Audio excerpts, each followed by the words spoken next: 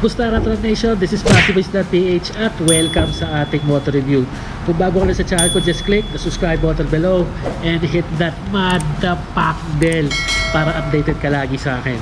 At dito po tayo sa CF Moto Caloocan branch na kung saan dilaunch na po nila ang 4 nilang bagong motor. Isang adventure bike, 2 sports bike, at yung trending ngayon sa social media, yung kauna-unahan nilang maxi scooter na magiging patok dito sa Pilipinas. So nandito po tayo sa branch na to, alamin na natin yung specs, yung features at presyo. Tara, tingnan natin.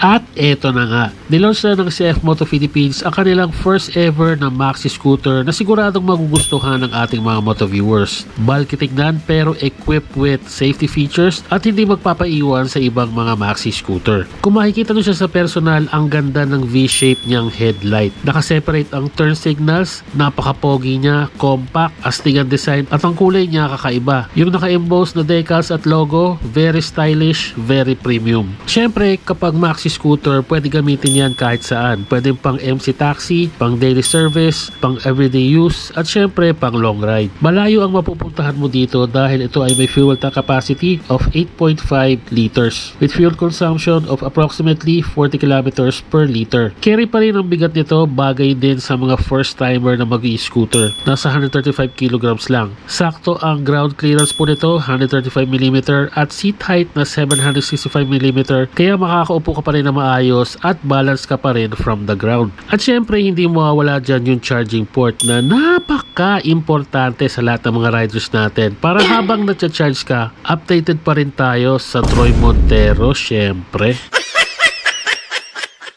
Base sa specs, ito po ay isang 149cc, 4-stroke, single-cylinder, single overhead cam, 2 valves, liquid-cooled at fuel-injected. Meron ditong 14 horsepower and 14.2 Nm of torque. Compression ratio po nito ay 10.6:1. Solid din ang mga suspension nito, naka-telescopic fork at naka-dual coil suspension. Kung 150cc ang maxi scooter mo, dapat malakas din ang braking power nito. Naka-disc brake harap at likod with dual piston caliper sa harap at single piston caliper naman sa likod. Swak sa bangkingan ng mga gulong nito, 110/70/14 and 130/70/13 with tubeless tires. Kahit 2 valves ang makina nito, solid pa rin naman ang mga features nito. Naka-dual channel ABS or anti-lock braking system at meron ding TCS or traction control system. Naka-OLED lighting system, merong LED eyebrow styled daily running light, may TFT panel display, malinaw at nababasa pa rin ang mga informations nito. Naka-smart key system, may phone connectivity, yung mga handlebar switches, hindi tayo malilito dyan. Madaling i-navigate ang menu at settings, merong OTA update motoplay, may anti-theft and navigation. May spacious compartment na 30 liters, kasya ang isang standard size helmet. May 2.5 liters front compartment at may stop and start system.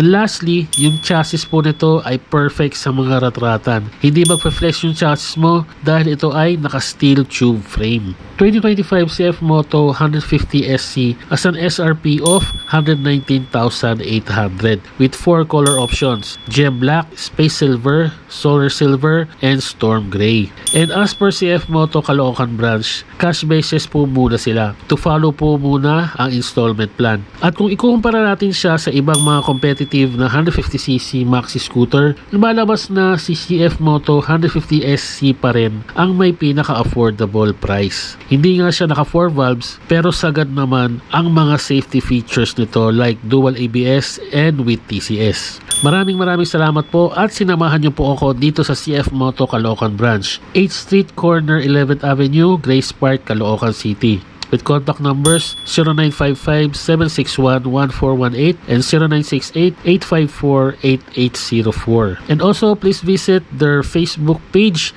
CF Moto Philippines. Ang tanong, based sa specs and features, bibilhin mo ba ang CF Moto 150SC sa halagang 119,800? Comment down below ang nahiya para mabigyan natin ng tips at ideas ang ating mga moto viewers. Para sa mga updates ng ating motor review, please follow us on our Facebook page, Facebook Reels, YouTube Shorts, and YouTube channel, BaseBoys.ph. Please like and share ang ating mga motor reviews para mabigyan natin ng detalyado at kumpletong information ang ating mga moto viewers para makapili sila ng kanilang dream bike. Maraming salamat po sa inyong pagtangkilik at pagsuporta. Ride safe, Rat Rat Nation!